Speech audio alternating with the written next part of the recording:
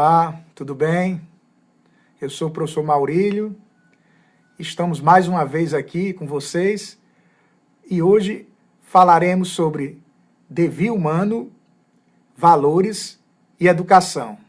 Será a nossa quarta aula.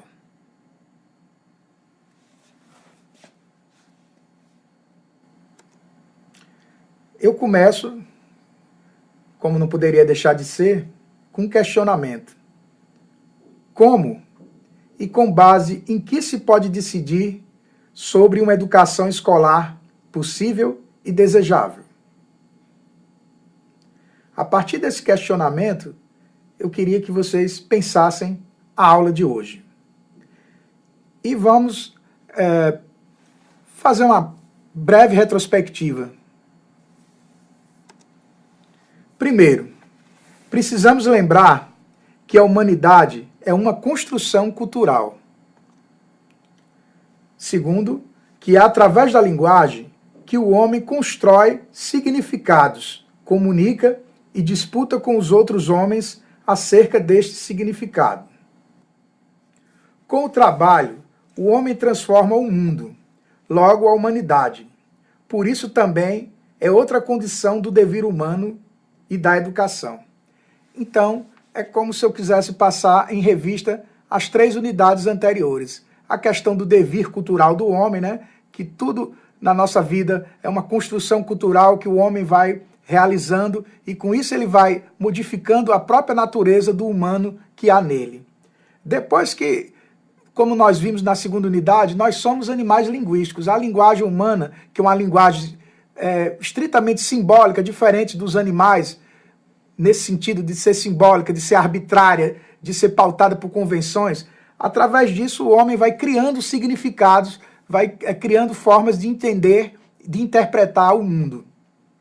E na terceira unidade a gente viu o trabalho, né? O trabalho como sendo uma das práticas culturais mais importantes da cultura humana.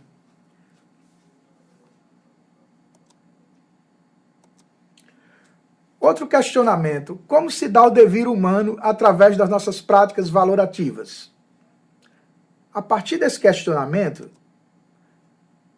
existem outros desdobramentos. E eu queria que vocês pensassem, né, direitinho sobre eles. O que vocês entendem por valores? O que são valores para vocês? Quanto vale um valor? A dignidade humana tem valor? Dá para comprar, trocar ou vender um valor? Tais perguntas nos remetem a apenas um tipo de valor, o de mercado. Então, quando eu digo dá para comprar, dá para vender a dignidade humana, eu estou já me reportando a um tipo de valor, que é o valor de mercado. A nossa sociedade, ela valoriza muito as coisas pelo valor de mercado. Daí, nós dizermos que uma coisa pode ter um valor de troca, o valor de troca diz respeito ao valor de mercado.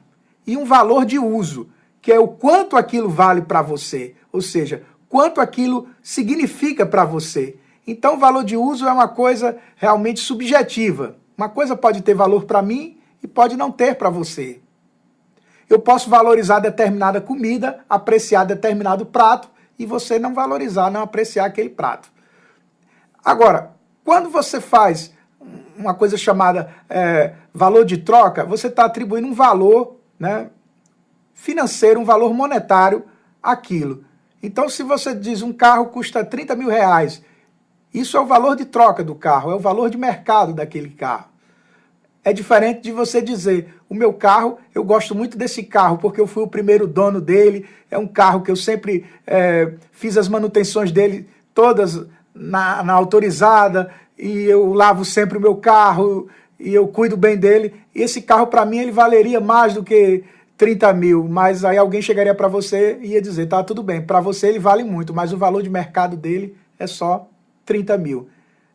Então, vocês percebem que existe uma coisa chamada valor de uso, outra valor de troca. O valor de mercado ele está muito preso a essa questão do valor de troca, o valor financeiro. E, infelizmente, gente, a educação tem sido valorizada somente no que se refere ao seu valor de mercado. O que nós temos é o seguinte: a educação vale, mas as pessoas não dão um valor de uso, um valor, não valoram no sentido ético, no sentido político ou no sentido estético, como a gente vai ver mais a seguir. Mas elas dizem, a educação é uma coisa que vale no sentido de mercado. As pessoas precisam de educação para poder disputar o mercado, para poder conseguirem algum lugar na sociedade. Então, como a gente sabe que normalmente existem concursos, normalmente as pessoas precisam demonstrar algum conhecimento para ingressar em algum emprego, algum cargo. Então, a gente vai vender caro essa mercadoria que é a educação. Mas se eu digo que a educação é uma mercadoria e que é cara, quem poderia pagar por essa mercadoria? Eu queria que vocês refletissem sobre isso. Se é cara, então poucos podem pagar por ela. O que significa? Significa que muitas pessoas iam ficar excluídas de ter essa educação porque não poderiam pagar por ela. Então isso é um ponto já problemático quando você considera a educação apenas como mercadoria. Infelizmente, né, o nosso país tem uma visão muito mercadológica da educação.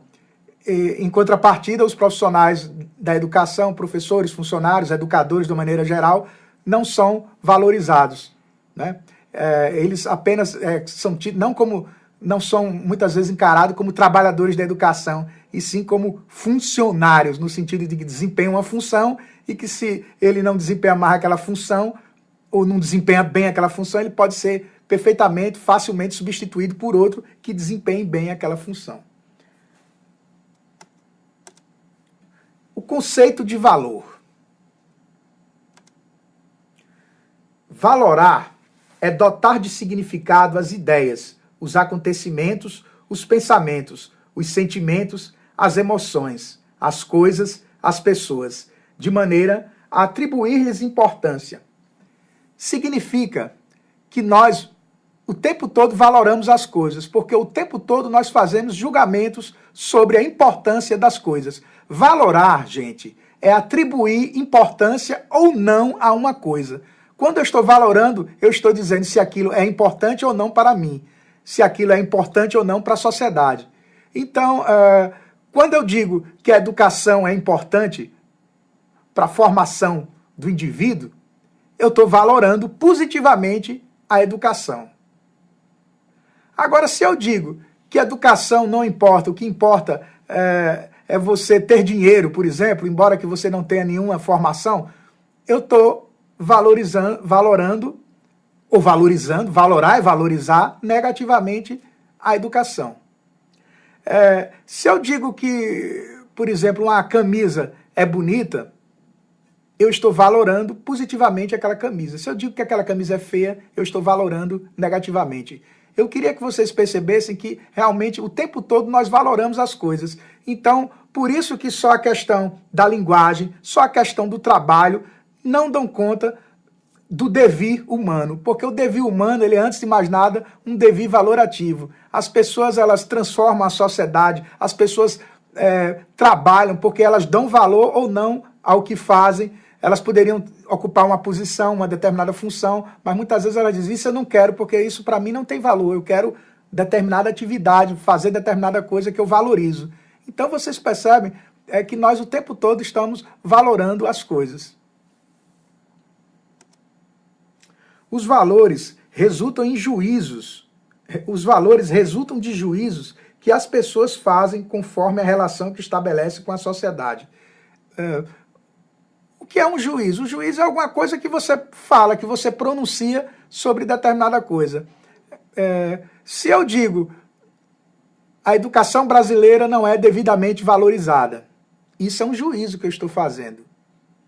Se eu digo os trabalhadores da educação são mal remunerados, isso é outro juízo que eu estou fazendo. Então, os valores resultam disso. Se as pessoas todas acreditam, por exemplo, que você ser educador nesse Brasil não é uma coisa que você é bem remunerado, que você é valorizado, o seu trabalho é reconhecido, isso vai resultar de que muitas pessoas podem não querer escolher ser educadores no Brasil, uma vez que eles já têm essa valoração. Não vou ser educador porque vou ganhar pouco e vou trabalhar muito.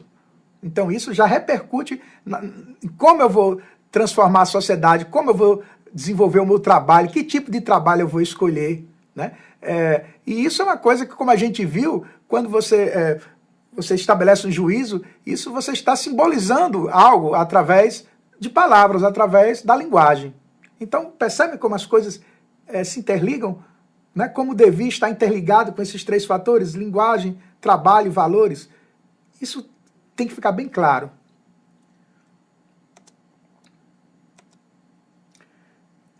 Existem vários tipos de valoração. Como eu falei, nós valoramos o tempo todo. Agora, poderíamos elencar três principais. A primeira é a valoração estética, que eu vou falar agora sobre ela.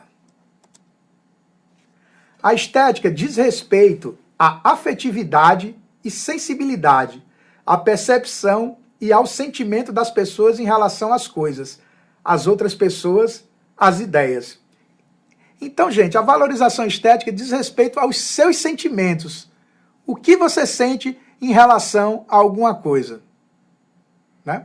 Se alguém chega e pergunta para mim, Maurílio, você gosta de determinada música, de determinado estilo musical, e me diz o estilo musical. Aí eu disse, não gosto. Aí a pessoa pergunta, por que você não gosta? Aí eu digo, porque eu acho feio. Então, eu estou fazendo uma valoração estética. Baseada em quê? Na minha sensibilidade. Ao ouvir aquele estilo de música, eu não me sinto bem. Alguma coisa em mim não fica bem, eu não acho agradável. Então, a valorização estética ela está muito associada ao agradável e ao desagradável. As coisas que lhe agradam aos seus sentidos, que agradam à sua sensibilidade, você tende a valorizar. As coisas que desagradam, né, você tende a desvalorizar. Então isso é muito subjetivo, essa valoração estética é uma coisa muito subjetiva. É a questão de gosto, como todo mundo fala, gosto, cada um tem o seu. Ou seja, cada um valora esteticamente as coisas de acordo com as suas impressões, de acordo com a sua sensibilidade. A expressão em signos que afeta a sensibilidade humana é a arte. A arte é o elemento cultural criado para manifestar os valores estéticos. Então nós temos a arte como fundamental nesse processo de valoração estética. Eu queria dizer uma coisa para vocês. Nesse sentido, eu considero cada homem, de uma certa forma, um artista quando ele busca dotar de arte coisas que ele faz. Eu vou explicar isso melhor, né? Vamos dizer, no meu caso, que eu sou professor. Isso você pode pensar em vários casos, mas eu vou citar um exemplo para você entender melhor o que eu estou falando. Eu penso em dar uma aula sobre ética e cidadania. E eu planejo essa aula e digo, vou dar essa aula em determinado dia. E eu leio sobre o assunto, eu pesquiso, eu planejo a minha aula, faço os meus slides e digo, vou dar a melhor aula que eu puder sobre ética e cidadania. E chega o dia da aula, ou seja, eu planejei, idealizei, chega no dia da aula e eu consigo dar uma aula que, na minha percepção, me agradou esteticamente e eu percebo que os alunos se agradaram dela também. E todos gostaram da minha aula. Então, eu me sinto como alguém que concluiu uma obra de arte. Por quê? Porque eu pensei, imaginei uma atividade, dotei essa atividade de sentido, dei sentido a ela, executei essa atividade da forma como eu planejei. Isso, gente, de uma maneira bem prática, de uma maneira bem pragmática, é imprimir arte à vida. Eu estou falando essa concepção, mas essa concepção não é minha. Quem falava nessa concepção era um filósofo norte-americano, o John Dewey, que ele via justamente a arte a partir de certas experiências que o homem fazia, que ele dotava de sentido e depois caminhava para a sua finalização, para a sua realização. E John Dewey dizia isso. Toda vida que você conclui essas coisas da maneira como você pensou e você sente aquele prazer, aquela fruição em fazer isso, você imprimiu arte na sua vida. Então eu acho que a gente deveria pensar nisso. Todos nós deveríamos ter essa visão de esteta, O que é o esteta? É aquele cara que procura viver com arte. Então, procurem isso na vida de vocês. O que é que vocês fazem na escola? Né? Procurem imprimir arte nisso. Pensem direitinho como você poderia desenvolver aquilo da maneira mais bela possível, da melhor maneira possível. E quando você se vir fazendo aquilo daquela maneira, né, que você imaginou, idealizou e as coisas acontecendo, frua aquele momento, aproveite, vive aquele momento, porque você está vivendo com arte naquele momento. Eu acho isso muito interessante. Quanto aos valores estéticos, quando é que valoramos esteticamente o mundo? Isso é muito interessante. Eu queria que vocês prestassem bem atenção ao que virá a seguir. Quando valorizamos esteticamente alguma coisa? Quando dizemos se alguma coisa é bela ou feia, se é agradável ou desagradável, se causa prazer ou dor, se é de rir ou de chorar. Então, toda vida, né, que você diz isso aqui é bonito ou feio, isso aqui é agradável ou desagradável, isso aqui é uma coisa para rir ou para chorar, né? Você está valorando ou valorizando esteticamente uma coisa. Como você vê, a estética está diretamente relacionada com o prazer ou desprazer que você sente ao vivenciar alguma coisa. Então ela está muito ligada à sensibilidade. Precisamos valorizar muito a sensibilidade das pessoas, porque o que torna cada um diferente do outro é justamente essa sensibilidade. E que isso deve ser muito valorizado, que justamente são as diferenças das pessoas. E uma dessas diferenças é a maneira de sentir, que cada um tem uma maneira de sentir peculiar, inerente a ela própria. É desejável que nos coloquemos criticamente tanto em relação aos nossos próprios valores, como aos vindos de fora. Por quê? Porque a maneira de sentir das pessoas é diferente. Então, vamos dizer que uma pessoa chega de um outro país, obviamente com uma outra cultura. A gente tem que se colocar numa posição de abertura, mas isso não significa dizer que você tem que colocar a cultura dela como sendo superior à sua, superestimar a cultura dela ou subestimar a sua cultura em relação à dela. O que significa apenas é que você tem que se colocar numa posição de diálogo, de abertura, para até mesmo ampliar a sua percepção das coisas, para você ver sobre um outro prisma. É como dizia Nietzsche, né? Não existe verdades eternas, fatos absolutos, existem perspectivas de você ver as coisas. Então, quando você se abre para o outro, quando você se abre para ver as perspectivas, as diferenças culturais, a maneira de valorar das pessoas, os valores éticos, morais, políticos, né, estéticos, você começa a ver o mundo de maneira diferente. Então você está enriquecendo a sua maneira de ver o mundo. Isso é importante. Mas não significa que você tem que se colocar numa posição de veio de fora é melhor. Não. Esse é um problema sério, porque muitas vezes a gente tende a pegar a cultura alheia, que nós não temos, às vezes, nenhuma identidade com ela, e simplesmente importarmos aquilo, porque o pensamento é o seguinte: se é de fora, é bom, se é de fora, é melhor. Se está na moda, é bom. Se todo mundo está fazendo, eu vou fazer também. E isso é muito ruim. Eu vou mostrar isso daqui a pouco. Temos o segundo tipo de valoração, a valoração ética. Vamos ver direitinho o que é isso? Somos educados nas relações sociais. Para que as relações se mantenham ou se transformem, cada um tem de corresponder às expectativas dos outros. Ou seja, você tem a sua valoração estética, você tem a sua sensibilidade, cada um tem o seu gosto. Mas você vive em sociedade, você não vive sozinho. Então você gostaria de fazer determinadas coisas porque aquilo lhe agrada. Mas nem tudo que lhe agrada lhe convém. Por quê? Porque isso pode afetar a sensibilidade das outras pessoas. A gente escuta muito aquela frase, né? O seu direito termina onde começa o direito do outro. É mais ou menos isso. Você tem vontade de fazer determinadas coisas porque lhe agradam, porque lhe aprazem, fazem bem a sua sensibilidade estética. Mas do ponto de vista da coletividade, isso pode não ser bom para as outras pessoas.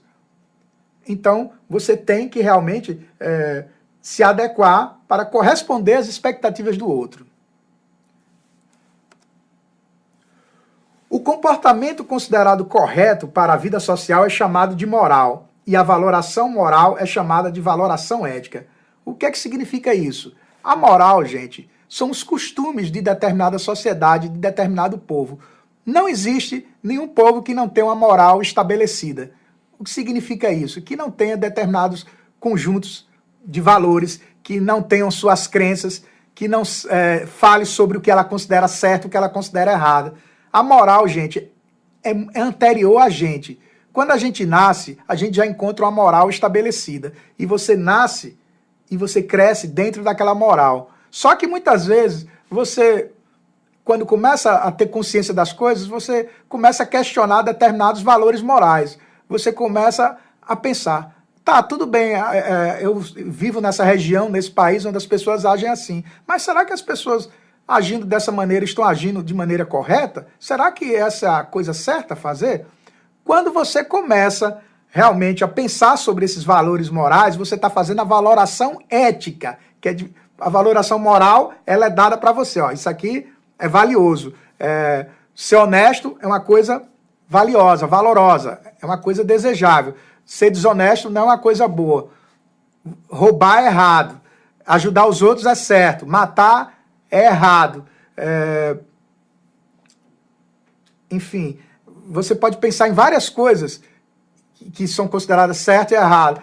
Ajudar as pessoas é certo. Dizer a verdade é correto. Preservar o direito do outro é correto. Furar a fila é errado. Então, você já nasce e você cresce dentro desses costumes. Agora, quando você começa a refletir sobre eles, aí você está fazendo a valoração ética.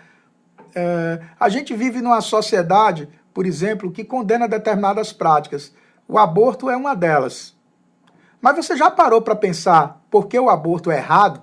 Se você simplesmente diz o aborto é errado porque é errado, então você está recebendo a moral, né, da sociedade, no caso, mas não está refletindo sobre isso, não está realmente se dando a própria lei. Você está recebendo aquela lei, mas não está se dando a lei. Então você não é autônomo no sentido de se dar a lei. A pessoa que realmente escolhe agir de determinada maneira, a maneira que a sociedade estipula é essa. Agora, eu quero viver dessa forma.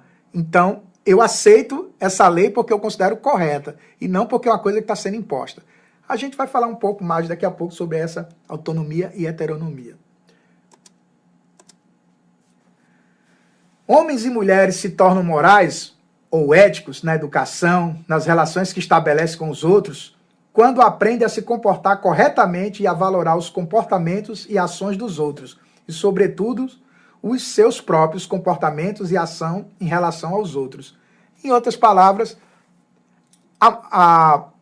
essa vida, essa valoração ética, ela é uma coisa que não vai surgir só de você. Como eu já falei, né, em outros vídeos, o homem é um animal político, o homem é um animal social. Então as coisas que ele faz, não faz sozinho. A construção da sua própria subjetividade, da sua maneira de ser, ela é feita socialmente.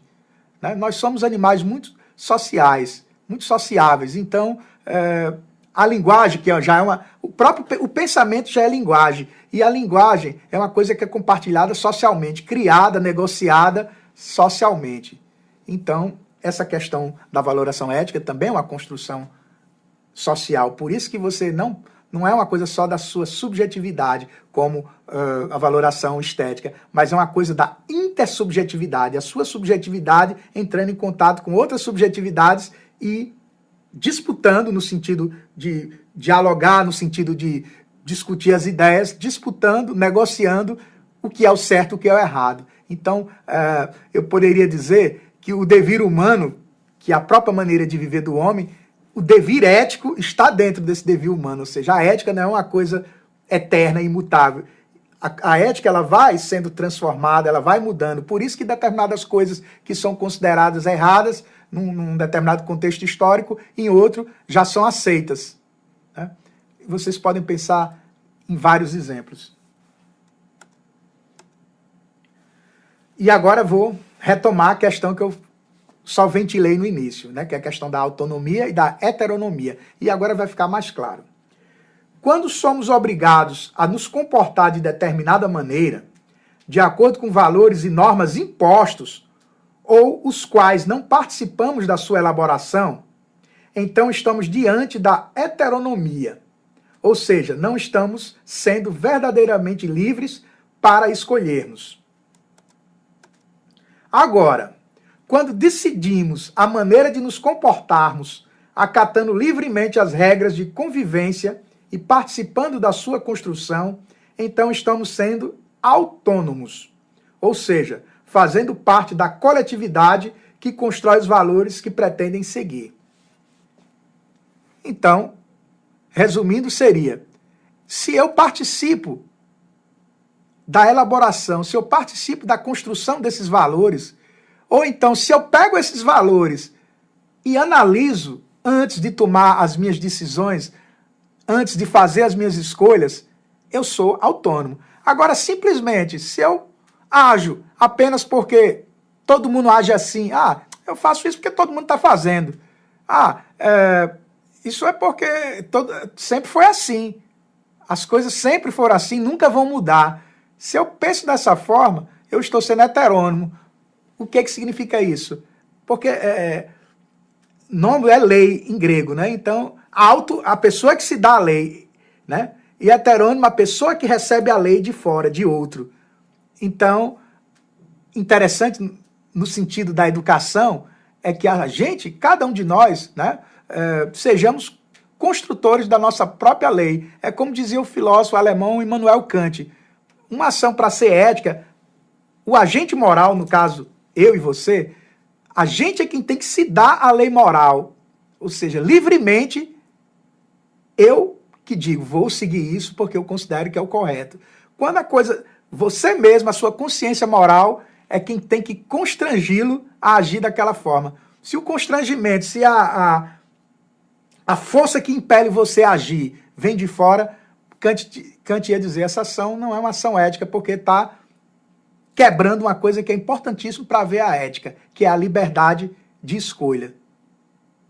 Então, vejam só como é muito importante você, enquanto ser racional, né, nessa perspectiva kantiana, enquanto agente moral, livre, racional, você poder pensar sobre as coisas, você poder analisar os costumes, analisar os valores moral, analisar toda a moralidade da sociedade e a partir disso você tomar as suas decisões pautadas numa escolha livre, numa escolha autônoma.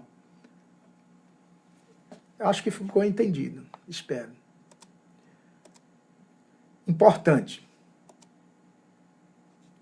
Chamamos de moral o conjunto de regras e valores sociais que organizam e orientam o comportamento e a ação das pessoas no mundo cotidiano. Com base nessas regras e valores, julgamos se o comportamento de alguém é certo ou errado. A atitude crítica e reflexiva diante da moral é que estabelece a ética, atitude importantíssima na educação. Isso é só um resumo do que eu falei, né? Quando você simplesmente segue os valores, você está seguindo a moral. Mas quando você vai refletir sobre os valores, quando você vai analisar os valores, por que aquilo é certo, por que aquilo é errado, por que eu devo agir dessa forma e não de outra forma, você está fazendo ética. Ou seja, você está fazendo a reflexão sobre a moral. Então, ética é a reflexão sobre a moral. E a moral são os costumes. Você pode seguir os costumes ou não seguir os costumes. Né? Agora, quando você faz isso de forma consciente, de forma autônoma, de forma pensada, você está fazendo de forma ética. E, continuando, temos a valoração política. A valoração política permite ver as pessoas enquanto cidadãs, ou seja, enquanto indivíduos com direitos e deveres dentro do Estado do qual fazem parte. Então, podemos dizer que o primeiro valor da dimensão política é a igualdade entre os homens. Cidadania é uma palavra que a gente escuta muito hoje em dia, né? Ela passou a significar tantas coisas que praticamente não significa mais nada. Mas dentro de uma acepção bem geral, você pode entender o cidadão como essa pessoa dotada de direitos e deveres, né? E que ele tem igualdade perante os outros homens. Nenhum homem é melhor do que outro. Todos os homens têm valor igual, porque a dignidade humana, retomando um conceito kantiano, é universal. Todo ser humano é digno de viver. Todo ser humano é digno de compartilhar dos bens comuns à humanidade. Isso é um conceito muito bonito, mas a gente vê que, infelizmente, na prática, a dignidade humana, muitas vezes, né, é relegada a um segundo ou terceiro plano. Você vê que muitas pessoas não vivem dignamente. Se a dignidade humana é um princípio universal, então esse princípio universal está sendo desconsiderado. Uma citação, né, do autor do texto. O Estado, o que significa o Estado? Basicamente, o Estado é o território, leis e instituições. O Estado é público e tudo que está sob sua guarda é público. Sendo público, pertence a todos os cidadãos. Então, cada cidadão tem a responsabilidade para cuidar, conservar e transformar as coisas públicas e o próprio Estado. Quando você vai ver, né, a valoração política, você parte do princípio de que todos são iguais. E você parte do princípio de que todo cidadão tem direitos.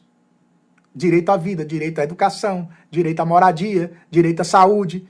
E que o Estado é a forma, é a instituição, porque o Estado são várias instituições, né? O Estado são várias instituições. As suas leis, como ele fala, e o território. Para que serve isso? Do ponto de vista ideal, a função do Estado, isso a gente não pode perder isso de vista, a função do Estado é promover o bem comum. Ou seja, o bem de todos os cidadãos que têm dignidade, que têm direitos iguais. Essa seria, em tese, a função do Estado. E a política, no caso, as instituições políticas fazem parte do Estado, né? Porque elas são os executores das políticas públicas do Estado para promover o bem comum, para promover a felicidade do maior número possível de cidadãos. Isso é tudo muito bonito, né? A gente, quando vai estudar essas coisas, infelizmente, quando a gente vai para a prática, a gente vê que a dificuldade de se obter essas coisas, né? De se caminhar rumo a esse ideal, realmente precisa de participação política e precisa que as pessoas elas entendam essa valoração política, passem a entender que cada uma delas tem direito à cidadania, porque se não tiver essa cidadania vai ficar excluído. Então, o político que estiver excluindo, ele precisa ser excluído. E a gente tem que ter isso muito claro.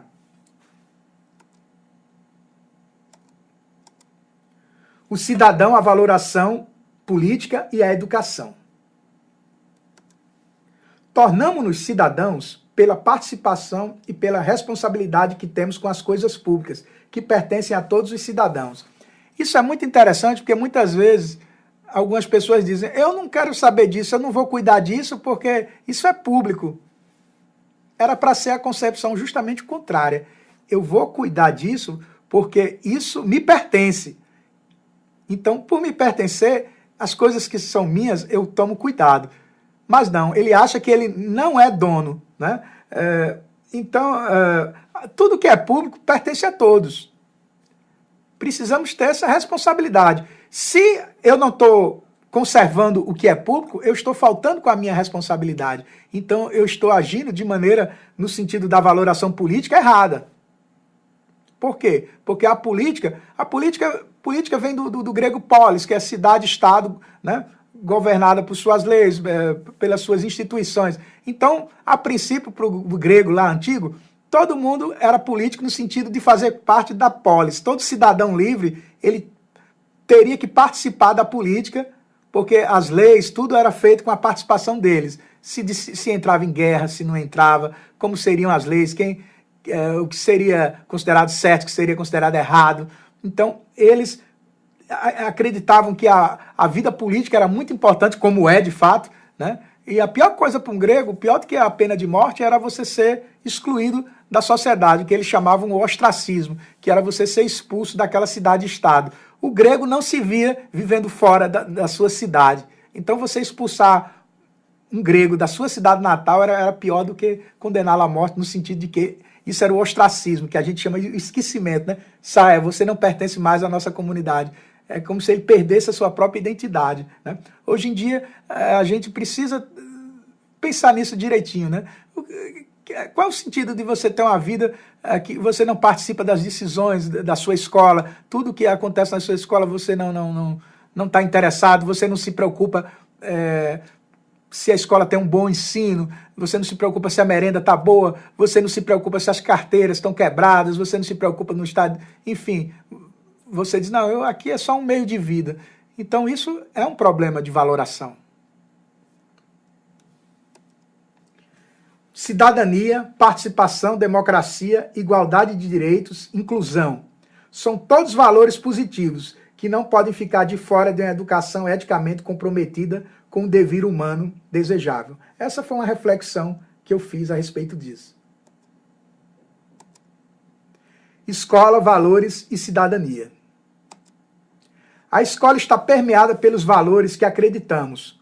Porém, alguns valores hegemônicos tendem a se sobrepor sobre todos os demais, tornando a escola uma mercadoria de grande valor de troca. Daí surge uma questão que não deve ser ignorada. A educação possui mais valor enquanto direito ou mercadoria? Essa é uma reflexão que eu queria que vocês fizessem. Eu não sei, no primeiro momento, me parece que a educação hoje em dia ela está sendo mais valorizada enquanto mercadoria, menos do que enquanto direito. Se a gente pensar na educação enquanto direito de todos, a gente já vai mudar a nossa postura ética, a nossa postura política. Por quê? Porque se a educação é um direito de todos, então ela precisa ser inclusiva. Mas a educação de hoje é inclusiva se a educação de qualidade, refiro-me à educação de qualidade, ela é um privilégio de poucos, ou seja, só pode ingressar nessa educação quem tem dinheiro e muito dinheiro para pagar por ela. Então, se é como um carro, se você tem um carro de luxo, poucos têm direito de comprar aquele carro porque ele não tem poder aquisitivo para isso. Mas se eu digo que a educação também é uma mercadoria de luxo, eu estou dizendo que ela só pode ser consumida por pessoas com alto poder aquisitivo. E que as pessoas que não tiverem um alto poder aquisitivo vão ter que consumir uma educação de baixa qualidade ou nenhuma educação. E aí as pessoas deixam de ser vistas como cidadãos, por quê? Porque elas começam a ser diferenciadas como cidadãos superiores e cidadãos inferiores. Então a desigualdade social começa e aumenta a partir dessas perspectivas, de valorações que nós fazemos sobre as coisas. Percebem como a questão dos valores muda a nossa forma de viver e de transformar, muda o nosso devir humano? Resumindo, existem diversos tipos de valores, dentre os quais podemos destacar os estéticos, referentes à sensibilidade, os éticos ou morais, relacionados com a conduta na vida social, os políticos, articulados ao poder e ao modo como é exercido na sociedade. Todos estão presentes no processo educativo escolar. Então a educação, gente, a escola não é uma instituição fora da sociedade.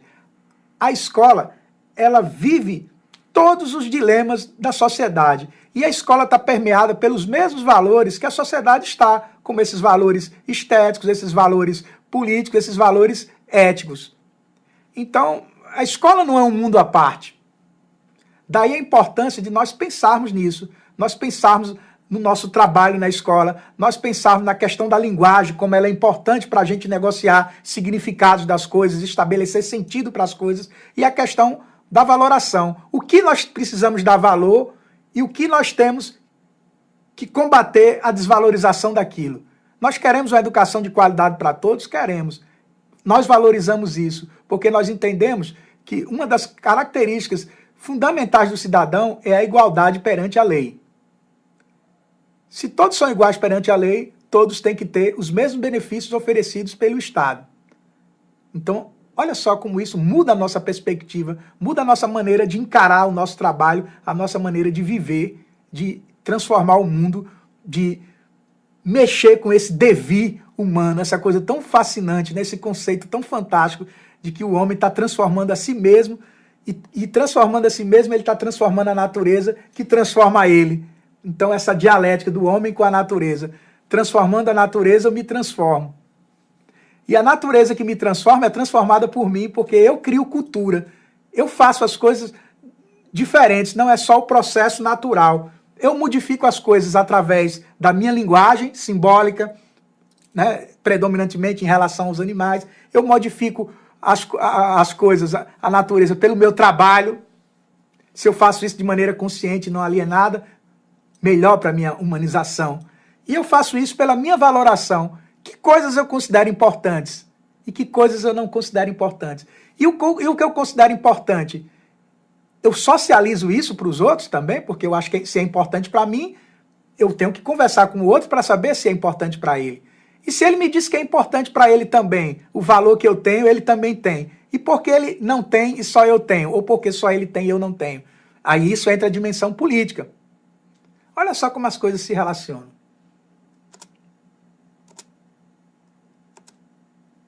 É importante pensarmos nos valores como construções socioculturais, que são o resultado de escolhas coletivas que estão diretamente relacionadas com o sentido de humanidade que queremos para nós mesmos. O resultado dessa construção será o produto de toda uma negociação, divergência e de acordo entre os indivíduos e grupos sociais, incluindo a própria escola. Então, novamente, a questão política. Nós somos, como disse Aristóteles, animais políticos. É pela política que nós negociamos as relações de poder, que nós conseguimos nos entender acerca de que como deve ser a nossa vida coletiva, de que como nós vamos dividir o trabalho, de como nós vamos atribuir valores às coisas e implementar esses valores. Eu tenho um ponto de vista, você tem o seu. Mas a partir do momento que a gente vive em sociedade, a gente tem que discutir esses pontos de vista para ver se existe um adequado ou então um mais adequado do que o outro e em que sentido isso pode ser implementado para que a vida em comunidade, para que o bem comum realmente possa ser efetivado. E a educação é como, a educação é como um processo de ensino às pessoas as coisas que vão dando certo, e que para a sociedade ela continuar fazendo aquilo porque tem dado certo na evolução da sociedade. A escola é um espaço educativo, como a família é, como a comunidade é, como a igreja pode ser. Em todo lugar a gente se educa, mas a escola é tida como um lugar privilegiado porque a educação se dá de maneira intencional, ou seja, as pessoas se preparam previamente para ensinar determinadas coisas, para ensinar determinados conteúdos, para ensinar determinadas competências, determinadas habilidades, para que as pessoas possam desempenhar melhor as suas atribuições, possam desempenhar melhor aquilo que elas querem ser dentro da sociedade, né? Porque elas possam ser mais produtivas no sentido coletivo. Então vocês percebem que eu acho que a grande vantagem da escola é justamente essa coisa intencional, prévia, de elaboração, de você planejar como você vai fazer essa educação, como eu planejei essa aula que eu estou dando agora para vocês. E como não poderia deixar de ser, né, para a gente finalizar a nossa aula de hoje, as questões que eu sempre gosto que vocês fiquem, né, refletindo, fiquem pensando, analisando em cima delas. Com base no que você investigou sobre o devir humano, como você vê a importância do trabalho e da cidadania enquanto valores desejáveis? Que outros valores você gostaria de ver cultivados na sua escola? Você acha importante a questão do trabalho dentro da sua escola? Você acha que os alunos eles devem ser educados para o trabalho e para a cidadania? Se o trabalho como maneira do homem transformar a natureza é uma coisa que nós valorizamos, porque nós trabalhamos, né? O tempo todo o homem está trabalhando e, como disse Hegel, foi a forma que o homem, uma das melhores maneiras que ele encontrou de se descolar mais da natureza. Então, se nós valorizamos, e todo mundo acha importante trabalhar, tanto é que as pessoas, muitas vezes, quando não estão trabalhando, ficam sentindo falta de algo, é como se perdesse um pouco o sentido.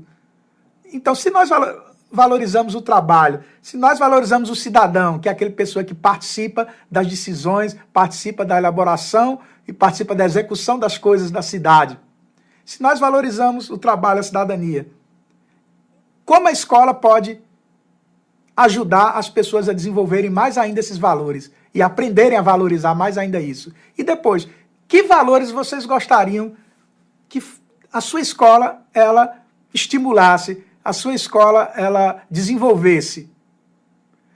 Respeito é um valor? É. Solidariedade é um valor? É. Amizade é um valor? É. Honestidade é um valor? É. Que outros valores vocês gostariam de ver as pessoas exercendo, vivenciando esses valores? Pensem direitinho nisso. Tá certo, gente? Então, com essas palavras, eu me despeço de vocês nessa quarta aula. Obrigado.